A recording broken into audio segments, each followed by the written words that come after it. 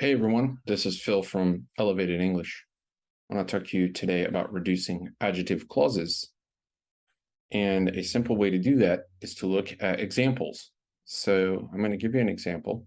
Josh is the man who lives next door. The adjective clause here is who lives next door. By the way, adjective clauses are also called relative clauses, so they're basically the same thing. So we have who lives next door here. However, there's another way we could actually write this. There is a rule when reducing adjective clauses. We can remove the pronoun and the be verb if there is a be verb. Okay, sometimes there's not. We'll also, if we have a different verb than a be verb like lives, we would change that to an ing form. So take a quick look here. What will we do with who lives? Well, we remove the pronoun. We turn the lives into living. So Josh is the man living next door. And this is one way to reduce adjective clauses. So this is a pretty simple way to think about it. If you said,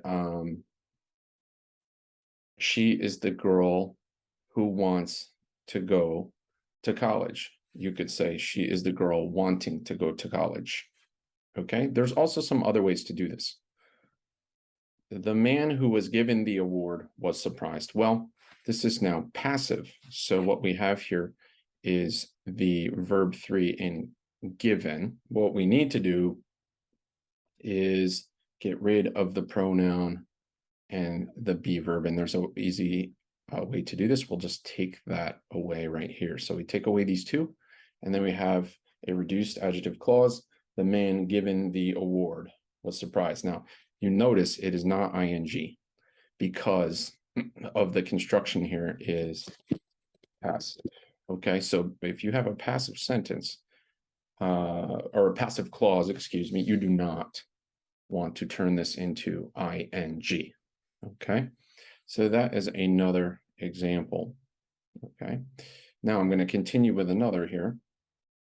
So you can see here's the rule. In passives, just drop the pronoun and the be verb.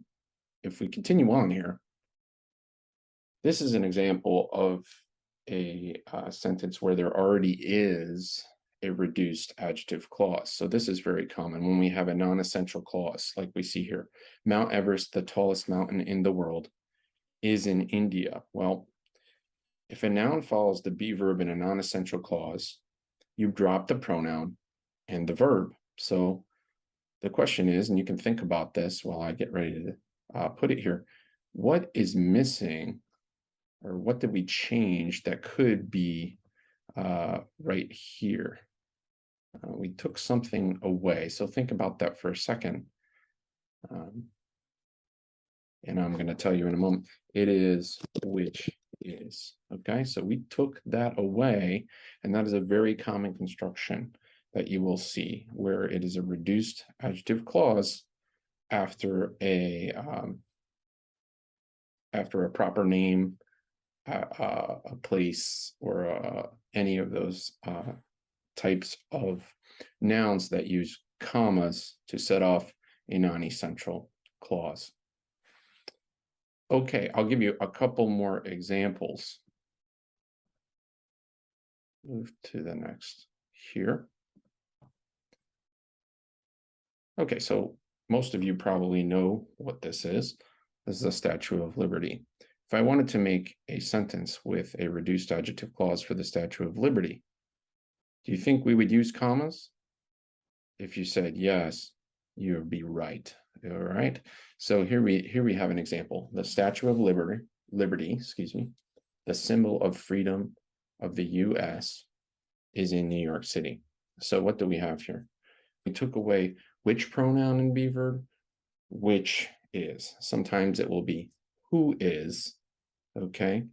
But this is, again, a few different ways where you can use reducing adjective clauses to make your writing sound a little more native-like, maybe a little more advanced at times, and really to help bring efficiency to your writing. So I hope you enjoyed this, and I hope it really helped you. Have a great day.